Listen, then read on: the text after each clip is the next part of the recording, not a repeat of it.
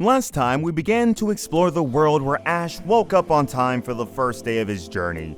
Numerous things have changed compared to the original series. Ash chose Squirtle as his starter Pokemon, which has already evolved into Wartortle. He also didn't meet the Team Rocket trio and travels alone without Misty or Brock. What happens now that the Pokemon journey has changed forever for our hero? Let's find out. After Ash has beaten Brock fair and square and earned his first badge, he's already set out on the road and left Pewter City.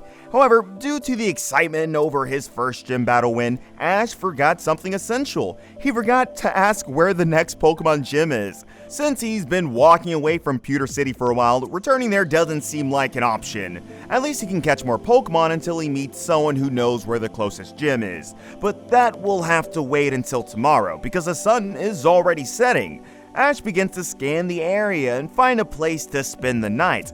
During this, he notices something unusual in the distance. It looks like a small pink creature. Thinking it must be a rare Pokemon, Ash starts running towards it to catch it. However, the Pokemon notices him immediately and starts fleeing.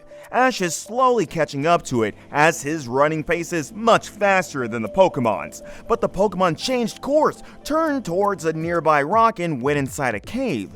Ash, being the reckless kid he is, doesn't waver for a second and follows into the cave. After being in the cave for a while, he realizes that entering it was a mistake. Since night has already fallen, it's way too dark in the cave, and the mysterious Pokemon Ash planned to catch escaped deeper inside. Ash is completely lost in the cave system. After making multiple turns during the chase, he lost his sense of direction. This is a dire situation for Ash because he has no light source, not even a fire-type Pokemon. Deciding there's nothing else he can do, Ash continues walking around the cave, hoping he will randomly find an exit. After an hour of walking in circles, Ash is slowly losing hope. And now he came to a dead end of the cave. Exhausted from the whole situation, Ash lowers slowly towards the ground. Suddenly, he notices a sound he hadn't heard before. As he listens more carefully, he recognizes the sound is also footsteps, and the footsteps are getting closer and closer. Since he's completely cornered, a wave of fear washes over Ash. He sends out his Wartortle, hoping it will help him repel the incoming threats. The footsteps are now just a few meters away, and the silhouette of the approaching creature is getting visible. It isn't a silhouette of a human, but of a Pokemon. Ash immediately recognizes it as the ghost-type Pokemon Gengar. Filled with fear, Ash immediately orders Wartortle to use Water Gun. The attack lands a clean hit on the opposing Pokemon, causing it to fall to the ground. As it fell on the ground, the Pokemon let out a soft cry.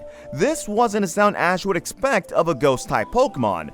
However, before Ash could recognize what's going on, he feels an impact on his chin and loses consciousness. After a while, Ash starts to wake up. As he opens his eyes, he sees something completely unexpected. He's sitting beside a wall of a huge cave with an open ceiling which lets in the moonlight. There are a bunch of Pokemon dancing and jumping around a giant rock, making a beautiful scene. The smaller dancing Pokemon look exactly like the one he wanted to catch before, but there are also bigger ones which he hasn't seen yet. However, he recognizes their voices from somewhere. After looking at this scene for a few seconds, Ash pulls out his Pokedex to find out more about these Pokemon.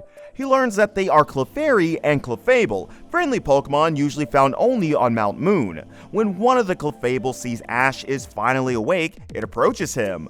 Ash's Wartortle, who has been sitting beside him the entire time, joins the Clefable. Together, the two Pokemon begin to do a scene, as if being actors in a theatrical play. Ash is confused at first, but then realizes what they're trying to do.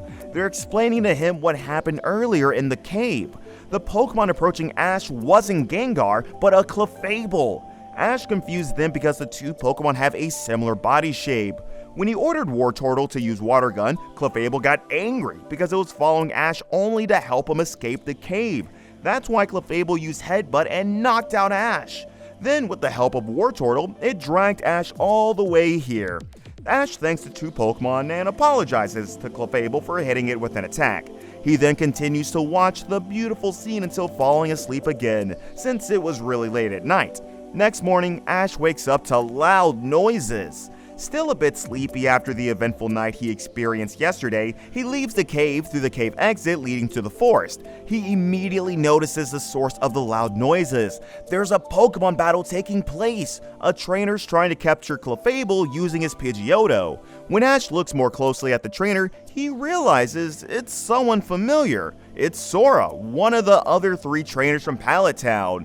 His Pidgeotto's landing numerous attacks on the opposite Pokemon, while Clefairy obviously doesn't want to battle. Ash, seeing the desperate Clefairy, hurries to stop the battle. He sends out his Wartortle, which lands a precise water gun hit on the Pidgeotto. This gives Clefairy a chance to escape, which it happily takes and runs away to the cave. Angry, Sora demands explanation from Ash, as he just ruined him a chance to catch a rare Pokemon. Ash explains that the Clefairy clearly didn't want to battle or be caught, and that he should just leave it be. However, this doesn't convince Sora, who believes that he would provide good care for the Pokemon. This sparks Ash's anger, and he challenges Sora to a Pokemon battle. Sora gladly accepts and sends out his Charmeleon. Ash chooses to battle with his Wartortle as it gives him a type advantage. Despite this fact, Charmeleon is holding strong against the water type. However, it eventually gets knocked out by Water Gun. Both trainers recall their tired Pokemon. Now that Sora has cooled off during the battle, he apologizes to Ash for giving in to greed. His desire to capture a rare Pokemon overrode his common sense. Both trainers shake hands and begin a conversation about gym badges. Eventually, Sora asks Ash where he's headed next. Ash, although embarrassed to say, admits that he has no idea where the next gym is. Sora, astonished by Ash's ignorance, explains to him that the nearest gym is in Cerulean City, only less than a day of walking from where they are right now. He then proposes to Ash that they can travel together to the city to make the journey more interesting. Ash agrees to the proposal and sets off for Cerulean City.